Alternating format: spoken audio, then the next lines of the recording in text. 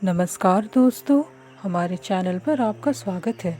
हमारी आज की कहानी है बेटी या बोझ। दीदी, कहाँ खो गई हो? ध्यान कहाँ है आपका?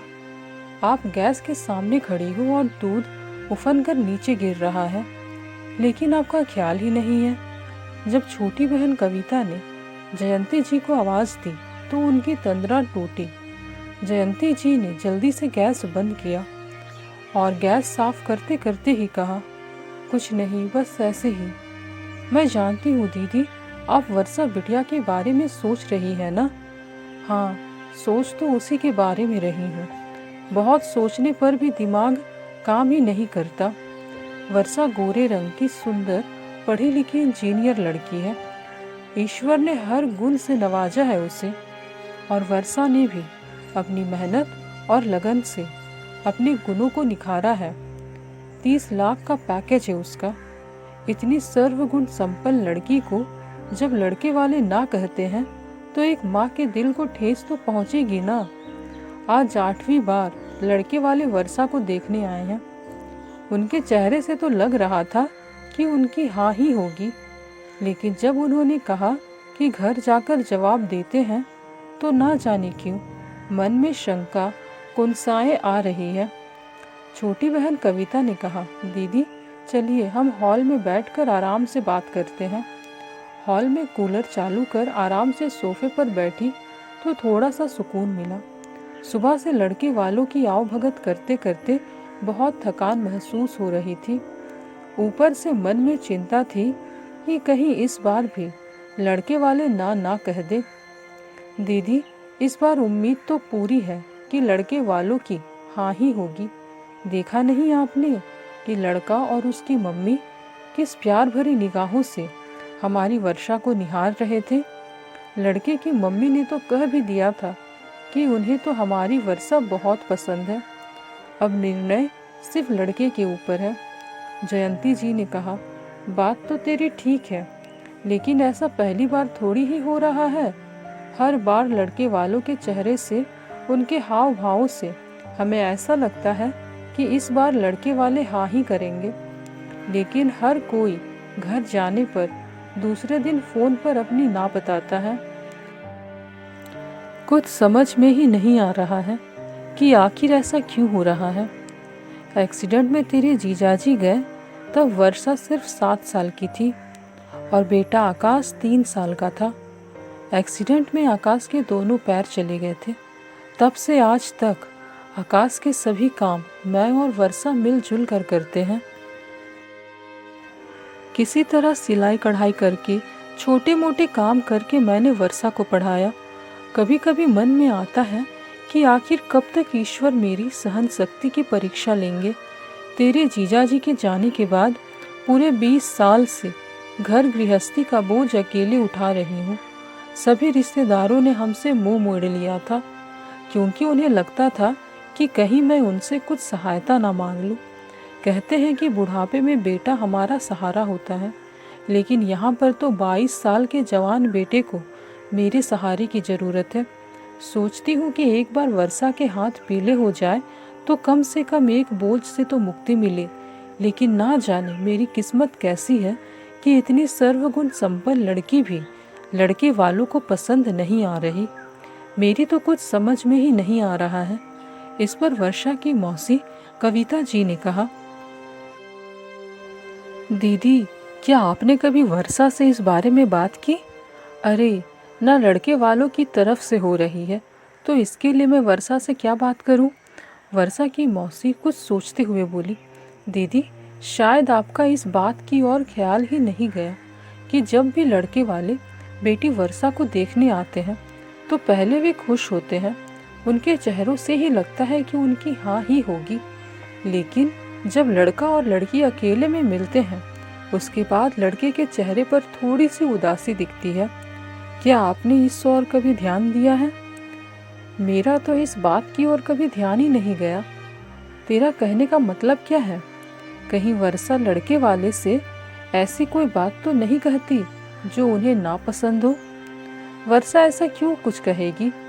उसके साथ सलाह मशवरा करने के बाद, शादी के लिए उसकी हाँ होने के बाद लड़के का पूरा बायोडाटा उसे बताने के बाद लड़के के बारे में पूरी छानबीन करके ही मैं लड़के वालों को लड़की देखने हेतु बुलाती हूँ। हर लड़के के लिए मैंने पहले वर्षा की राय जानी है, फिर वो ऐसी बात क्यों करेगी जिससे लड़का उसे ना कहे या नापसंद करे। दीदी, फिर भी मुझे लगता है कि इस बारे में तुम्हें एक बार वर्षा से बात करनी चाहिए। इतने में वर्षा सभी के लिए नाश्ता लेकर आई। मम्मी और मौसी जी, लीजिए नाश्ता कीजिए। जयंती जी एकदम से बोल पड़ी, नाश्ता बाद में करेंगे, पहले ये बता कि जब तू लड़के से अकेले में मिलती है तो तू उसे ऐसा क्या कह देती है कि तुझसे मिलने के बाद उसके चेहरे का रंग ही बदल जाता है। तुझे आज तक जितने भी लड़के देखने आए सभी के चेहरे से लगता है कि तू उन्हें पसंद है, लेकिन बाद में वे कहते हैं कि घर जाकर जवाब देंगे और उनका जवाब ना होता है। कितनी मुश्किल से मैंने अपने अरमानों का गला घोटकर तुम दोनों भाई बहनों को अकेले से पाला है। समाज के कितने ताने सहे। आकाश को तो जिंदगी भर मुझे ही संभालना है। कम से कम तेरा बोझ तो सर से उतरे, मुझे थोड़ी सी शांति तो मिले। लेकिन नहीं, मेरी तो किस्मत ही फूटी है। थक गई हूँ मैं बोझ उठाते उठाते। जयंती जी एक ही बार में सब बोल पड़ी। माँ, मैं आपकी उसी बोझ को तो कम करने की बात करती हूँ सबसे। वर्षा धीरे से बुदबुदाई। क्या मतलब है तेरा? मैं कुछ समझी नहीं। माँ, मुझे अच्छे से पता है कि आपने हम दोनों भाई बहनों के लिए क्या क्या कुर्बानी दी है। पापा गए तब आपकी उम्र सिर्फ 28 साल थी। आप चाहती तो आप दूसरी शादी भी कर सकती थी, लेकिन आपने हमारी वजह से ऐसा नहीं किया। हमारी खुशी के लिए आपने अपनी खुशी को नज़रअंदाज किया। माना कि अभी आप तंदुरुस्त हैं, लेकिन आपकी भी उम्र हो रही है। धीरे धीरे आपको भी थकान आएगी। मैं ससुराल चली जाऊंगी तो आकाश की देखभाल कौन करेगा?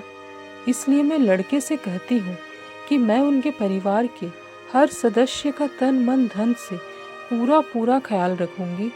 सास जी ससुर जी की भी दिलो जान से सेवा करूंगी। लेकिन मेरी भी एक शर्त है, जब तक मेरी माँ तंदुरुस्त है, उनके हाथ पैर काम कर रहे हैं, तब तक कोई बात नहीं। लेकिन जब मेरी माँ की तबीयत अच्छी नहीं रहेगी, तब माँ और आकाश दोनों हमारे साथ रहेंगे। अपनी बेटी के मुंह से ये बातें सुन जयंती जी और मौसी कविता की आंखें भर आई। ओ माय गॉड, कितना कुछ कह डाला मैंने उसे, बोझ तक कह डाला। जो लड़की इतना दूर का सोचती है, जो अपनी माँ और भाई दोनों का बोझ उठाने को तैयार है, लाखों में कमा रही है, उस प्यारी सी बिटिया को मैंने बोझ कहा। मुझे अपने आप से गलानी होने लगी। लेकिन मेरी भी क्या गलती? बचपन से यही सुनती आई हूँ कि लड़कियाँ बोझ होती है, अतः मेरे दिमाग में भी यही बात घर कर गई कि बेटियाँ बोझ होती है। इसलिए अनजाने में यही शब्द इतनी होनहार बेटी के लिए मुंह से निकल गया। लेकिन बेटा, कोई भी लड़का तेरी इस अनोखी शर्त को कैसे मानेगा? किसी का भी दिल इतना बड़ा नहीं होता कि वो पत्नी के साथ साथ उसके भाई और मम्मी की जिम्मेदारी उठाने को तैयार हो। तेरी ऐसी शर्त से तो तेरी शादी ही नहीं हो पाएगी कभी। क्यों कही तूने लड़कों से ऐसी शर्त? मुझे कुछ नहीं होगा बेटा, तुझे पता तो है मैं अपने खान पान का, अपनी सेहत का बहुत ख्याल रखती हूँ। व्यायाम आदि बराबर करती हूँ, क्योंकि मुझे पता है कि मैं तंदुरुस्त रहूँगी तो ही अपने बच्चों का ख्याल रख पाऊँगी। मैं सब मैनेज कर लूँगी बेटा। तू अभी फ़ोन करके लड़के को बोल दे कि तू अपनी शर्त वापस ले रही है। इतना कहते कहते जयंती जी अपने आंसुओं को रोक नहीं पाई और रोने लगी। वर्षा के आंखों में से भी आंसू आ गए।